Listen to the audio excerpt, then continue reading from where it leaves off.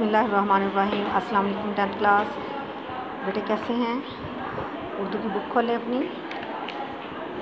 जी, तो हम पढ़ रहे थे परस्तान की शहज़ादी। इसके मुसन्नफ़ का नाम था अशरफ सबूही। हमने इसके मुसन्नफ़ के बारे में उनका तारुफ़ पढ़ा था और बड़ी बी के बारे सैयदानी के बारे में पढ़ा था कि वो कैसी हैं और क्या था उनका काम, किस तरह वो रहती थी और किस तरह जवानी में उन्होंने बेवगी का दुख भी काटा और किस तरीके से वो माहिर थी और कुरान पाक बच्चों को पढ़ाती थी। और फिर उसके बाद वो जब बूढ़ी होगी तो फिर वो अपने हमसाये में आ गई, उनके यहाँ रहती थी, उनके बच्चों को पढ़ा देती थी, उन काम काज कर देती थी। और यहाँ तक हमने पढ़ा था उनके सैयदानी भी के बारे में पूछा मीर साहब की बीवी ने कि आप सुना है कि आप परस्तान गई हैं और जिन्नों और परियों से मिली हैं। तो फिर उन्होंने बताया कि हाँ, मैं वहाँ गई हूँ। तो फिर वहाँ से हमने यहाँ से स्टार्ट लेना है। यहाँ से हम आगाज़ करते हैं अपने आगे की रीडिंग का। सैयदानी भी मीर साहब की बीवी हुई डर गई, यानी हैरान हुई और तुम बेदर चली गई, बिला खौफ डर के चली गई। सैयदानी, पहली दफ़ा तो मुझे धोखे से ले गए, रास्ते में जब भेद खुला तो बथेरी डरी, यानी बहुत ज़्यादा डरी, लेकिन क्या करती, दिल को मजबूत कर लिया, अल्लाह को याद करती हुई चली गई। ना जाती या रोती पीटती तो जाने क्या आफत आती, यानी क्या मुसीबत आती। इसके बाद जब गई हंसी खुशी गई और हंसी खुशी आई। बेगम सदके अपने रसूल सल्लम के इस पर ईमान रखने वाले का कहीं बाल बीका ना हुआ, बाल ज़रा बराबर उसको कोई परेशानी या उस पर आँच नहीं आती। परस्तान में भी मेरी वो खातरें हुई कि क्या कहूँ।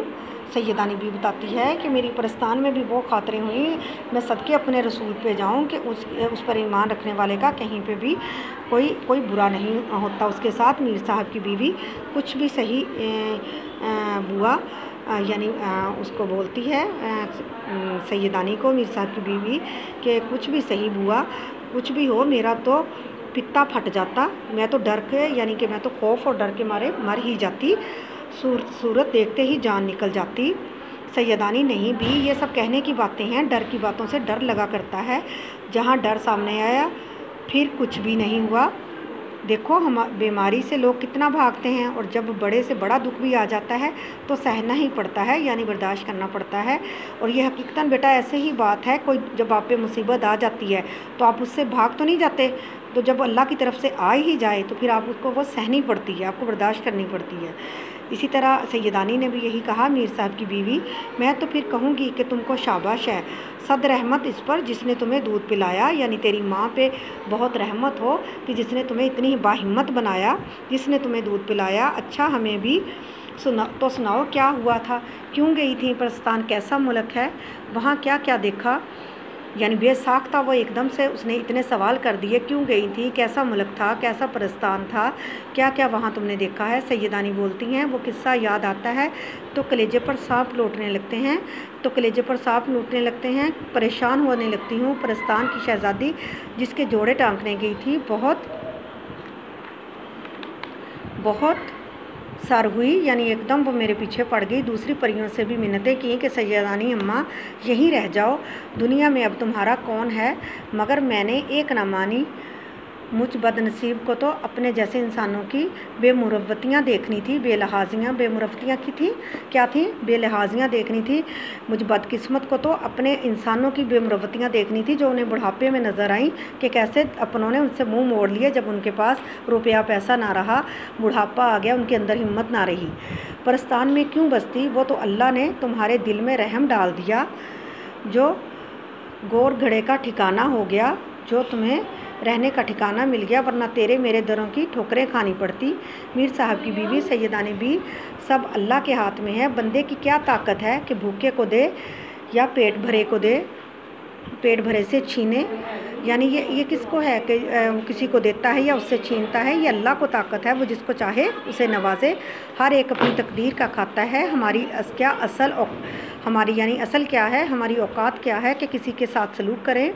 वो ज़बरदस्ती हमने तुम्हारी खिदमत करा रहा है, वो ज़बरदस्ती हमसे तुम्हारी खिदमत करा रहा है अल्लाह, यानी मीर साहब की बीवी कहती है, हमारी क्या मजाल है कि हम तुम्हारे साथ अच्छा करें या बुरा करें, वो अल्लाह ताला ही है जो हमें, उसने इस फरीज़े पे लगाया हुआ है। सैयदानी, खैर अब तुमको अपनी बीती कहानी सुनाऊं। बेगम, ये वो दिन थे कि नवाब अज़ीमुद्दौला बहादुर की इकलौती बेटी की ब्याह की तैयारियां हो रही थी।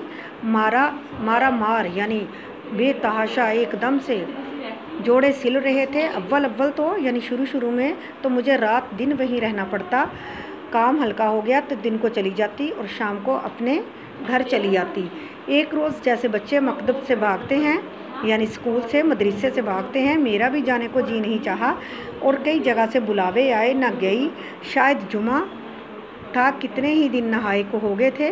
खूब नहाई, शाम हो गई। बोंट पुलाव मुझे खूब भाता है, यानी मुर्गे वाला सब्ज़ चने वाले पुलाव जो हैं वो मुझे बहुत अच्छा लगते हैं। मामा से बोंट पुलाव पकवाया। थकी थकाई लेटी थी, इतने में झटपटा हो गया, यानी सूरज गरूब हो गया। पुलाव दम पर था कि बाहर से किसी ने आवाज़ दी, सैयदानी बी को सरकार ने याद किया है, पीनस भेजी है, सवारी यानी भेजी है, जिस तरह बैठी हो इसी तरह फ़ौरन चली आओ।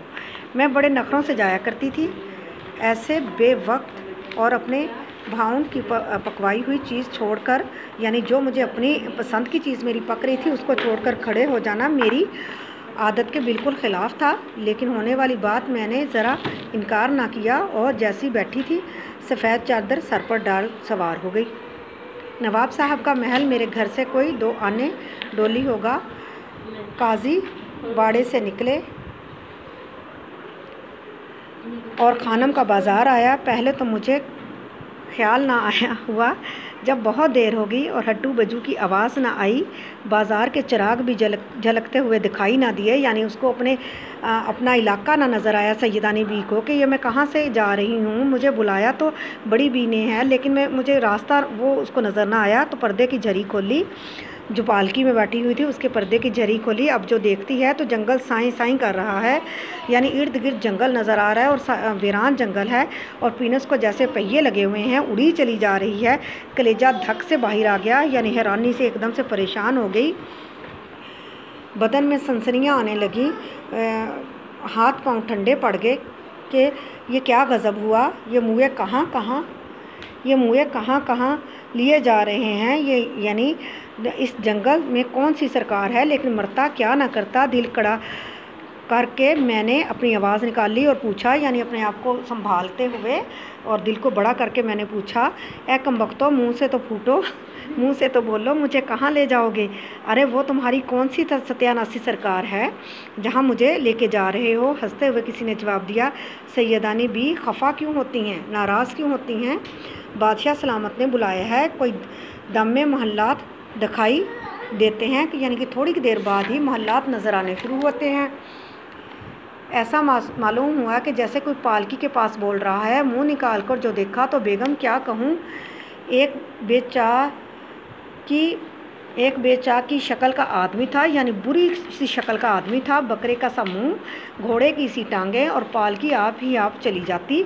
ना कहा रथे ना कहारियाँ, ना कहार थे ना कहारियाँ, यानी ना उसको पालकी को उठाने वाले और ना उसमें उसके मुहाफिज थे। अब तो डर के मारे मेरा दम घुटने लगा, यानी दम निकलने लगा। मैं डर सी गई, आंखें बंद कर लीं और कलमा पढ़ने लगी। ढेर होकर रह गई कि अब मैं इतनी डर गई कि अब मैं तो यहाँ पहुँच गई, अब क्या किया जा सकता था। मिनट 2 मिनट के बाद फिर हिम्मत की और अव्वल मरना आखिर मरना, फिर मरने से क्या डरना, और ललकार कर बोली, यानी फिर मिनट 2 मिनट के बाद हिम्मत की और सोचा कि अब मरना है, आज मरी या कल मरी, मरना तो है ही है, तो इससे डरना क्या है। और ललकार कर और फिर एकदम से मैं ऊँची आवाज़ में बोली, अरे जवामर्द, तू कौन है, जिन है या भूत? याद रख मैं सैयदानी हूँ, मुझको बता, तू नहीं तो जलकर राख हो जाएगा। भला चाहता है तो मुझे यहीं उतार दे। फिर वो गुस्से से बोली कि जिन है या भूत है, याद करो मैं सैयदानी हूँ, मैं सैयद घराने से मेरा ताल्लुक़ है, जलकर राख हो जाएगा। मुझे अगर अपना भला चाहता है तो मुझे यहीं उतार दे। उसने कहा, सैयदानी भी घबराओ नहीं, हम और हमारा बादशाह सैयदों को बहुत मानते हैं, यानी सैयदों की इज़्ज़त करते हैं, खातर जमा रखो, कोई तकलीफ़ नहीं होगी। हमारी शहज़ादी की शादी है, कपड़े सीकर चली आना, जितना मांगोगी इनाम मिलेगा। लो देखो वो सामने हमारे बादशाह का महल है। बड़ी मुश्किल से डरते डरते डरते डरते आंखें फाड़ कर देखा तो वाकई पालकी एक आलीशान दरवाजे पर रखी थी। रोशनी ऐसी थी कि दिन मालूम होता था। सुई गिर पड़े तो उठा लो, यानी इतनी गई तो वो गुरूबे आफ्ताब के वक्त थी, लेकिन जब वहाँ पहुँची तो वह ऐसी रोशनी थी कि जैसे दिन हो, सुई गिर पड़े तो उठा लो। और मज़ा ये कि सूरज था, ना चाँद ना फानूस कहीं नज़र आते थे, ना लालटेन। चौबदार यानी चौकीदार बारीदार मर्द हैं, इधर के उधर दौड़ रहे थे। आसमान पर से अजब अजब तरह के बाजों की आवाज़ें आ रही थीं। ये तमाशा देखकर मैं सारी मुसीबत भूल गई। मैं हैरान थी कि ये किस बादशाह का महल है। ये गहमा गहमी यानी ये रौनक तो हमारे बादशाह के यहाँ भी नहीं होती। किस्से कहानियों में जैसी परियों का जिक्र सुना है, ऐसी एक परी शानों पर बाल बिखेरे हुए, बाजुओं पर मेरे पास आई और महीन आवाज़ में यानी बारोब आवाज़ में बोली, सैयदानी भी बड़ी राह दिखाई। हमारे बादशाह और बादशाह बेगम कब से तुम्हारा इंतज़ार कर रहे हैं। आओ चलो मैं तुमको महल के अंदर ले चलूँ।